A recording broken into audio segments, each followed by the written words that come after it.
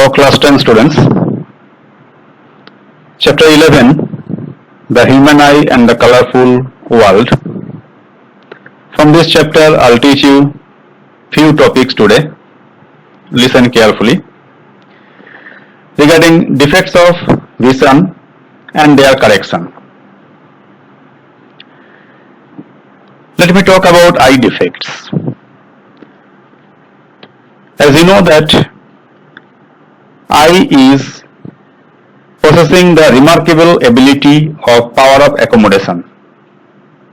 Power of accommodation means the ability to focus the eye on distant as well as nearby objects simultaneously is known as power of accommodation. So though the eye is possessing the remarkable ability of power of accommodation, sometimes the eye gradually loses its power of accommodation. It may develop several abnormalities which can be corrected with spectacles, contact lenses or surgery. Let me tell you about some common refractive defects of vision. These are: number 1, myopia or nearsightedness or short-sightedness. Second one, hypermetropia or far-sightedness or long-sightedness. Third one, presbyopia. In this book, you have only 3 defects. One more I am telling you, that is astigmatism. Don't forget. These defects can be corrected by the use of suitable spherical lenses. Let me talk about myopia first. Myopia is also known as nearsightedness or short-sightedness. Let me define. Myopia or nearsightedness or short-sightedness is that defect of the eye due to which an eye cannot see the distant objects clearly, though it can see the nearby objects clearly. That means myopia is that defect in which a person cannot see distant objects clearly, although he or she can see the nearby objects clearly. In this myopic eye, image will not form on the retina, it will form in front of the retina. Normally these defects arise due to, you can see this underlying portion. This defect may arise due to excessive curvature of the eye lens. As you know that human eye lens is a convex lens. So when the excessive curvature of the eye lens takes place, elongation of the eyeball will be elongated. In that case, the disease or defect, myopia, can take place. See this first figure. That is the normal human eye. For normal human eye, near point 25 centimeter and far point is infinity. In this normal human eye, the image is forming on the retina, that is your retina. Image is forming on the retina. But if the person is suffering by myopia, the image will not form on the retina, it will form just before the retina, so that the person cannot see distant objects clearly. To correct this defect, we can use concave lens. This is your concave lens of suitable focal length in front of the eye lens, so that the image will go back onto the retina and the defect can be corrected. So when you are learning about myopia, make sure that these 3 sketches also you have to prepare it. So remember that myopia can be corrected by using concave lens spectacle with suitable power. Let me talk about hypermetropia now. Hypermetropia is known as farsightedness or long-sightedness. It is that defect of the eye due to which an eye cannot see the nearby objects clearly, though it can see the distant objects clearly. That means those persons are suffering by hypermetropia. They can see the distant objects clearly, whereas they cannot see the nearby objects clearly. These defects normally it arises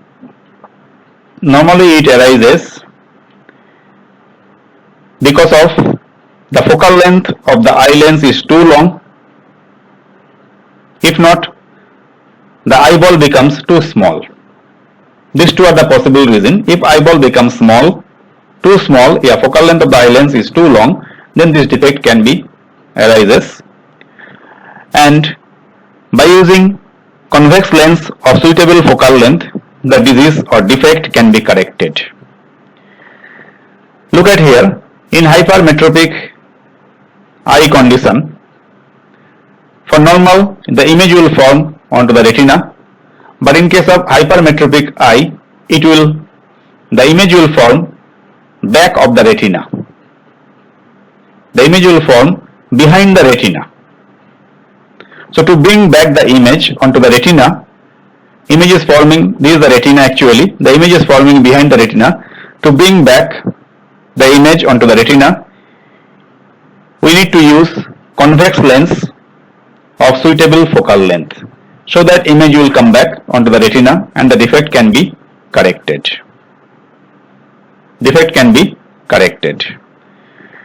Near point, far point already you know. Near point for normal human eye is 25 centimeter. Far point is infinity.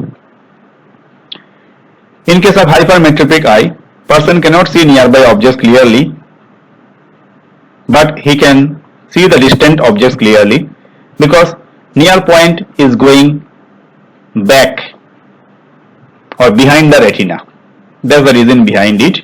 So by using convex lens or converging lens with suitable focal length, the defect can be corrected.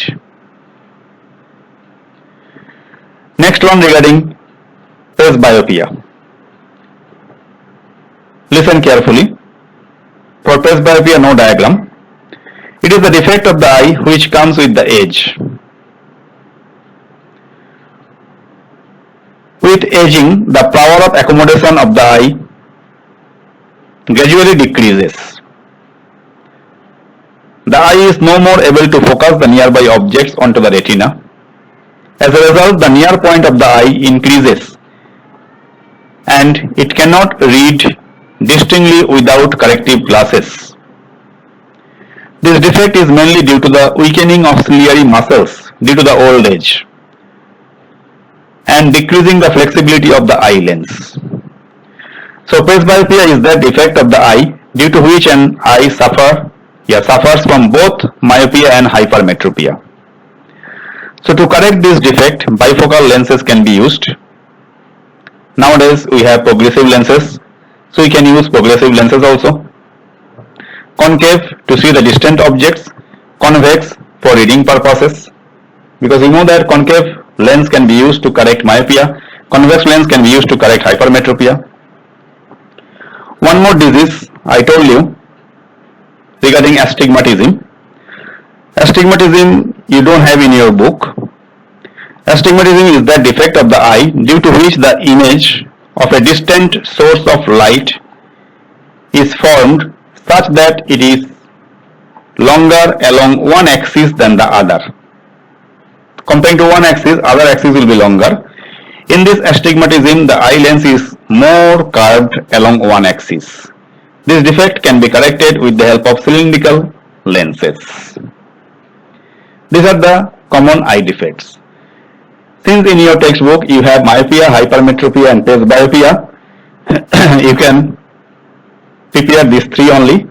Astigmatism, just I told you, you can learn also. Next, let me talk about refraction of light through a prism. chapter 10, we are in chapter 11 now, the human eye and the colorful world. In chapter 10, you will learn about refracting surfaces for glass slab, how the emergent ray is coming out, which is parallel to the incident ray, etc. Here we are talking about glass prism, that is triangular glass prism. It has two triangular bases, remember, and three rectangular lateral surfaces. These surfaces are inclined to each other. The angle between its two lateral faces is called the angle of the prism. Now let me explain how the refraction of light will take place through a prism. This is one of the activity. You don't need to learn the activity, but you try to learn this sketch. This is the rectangular glass prism, triangular glass prism. This is the triangular glass prism. I am teaching you how the refraction of light takes place through this triangular glass prism. See, this is your, one thing you remember, there is not a single triangle. As I told you, here you could see it has two triangular bases and three rectangular lateral surfaces. Now, here I am talking about purely glass prism. This is the ray of light which is going from any source towards the glass prism. You can consider this P as a incident ray. As you heard that even in class 8 also you have studied, whenever the ray of light is changing the medium, it is to refract. So, this is the incident ray. After refraction, it will bend. Because it is going from optically radar medium, air is optically radar, glass is optically denser. So since it is going from optically radar medium to optically denser medium, it is to bend towards the normal. That's why it is to refract. So this is your refracted ray. Again, when it is going out, that is going from optically denser medium, glass is denser, air is radar. So it will be refracted away from the normal. So P is your incident ray, this is your refracted ray, this is your emergent ray. You could see here angle I, angle R. Angle I is angle of incidence, angle R is angle of refraction. You could see one more angle here, angle E. This angle E is called angle of emergence. This is the original incident ray. If it is extended, this is the emergent ray. If you are extending this, they are meeting each other at G point. You can see this G point. Here one angle is forming. This angle is called angle of deviation. Where the original incident ray and emergent ray, this is called emergent ray. Since it is going out from the glass, it is called emergent ray. Where both the rays after extension, original incident ray and emergent ray, they are meeting at a point G. There they will form one angle. This angle is known as angle of deviation. That means how much it has deviated, you can understand by seeing this. And this angle A is called angle of the prism. So if you want to learn refraction of light through a prism, then please learn this sketch. With this, understanding will come out. Here all these things are given clearly. P is the incident ray, EF is the refracted ray, Fs is the emergent ray, all the names are given here. Angle A, as I told you, it is called angle of the prism. Angle I, angle of incidence, angle R, angle of refraction, angle E, angle of emergence.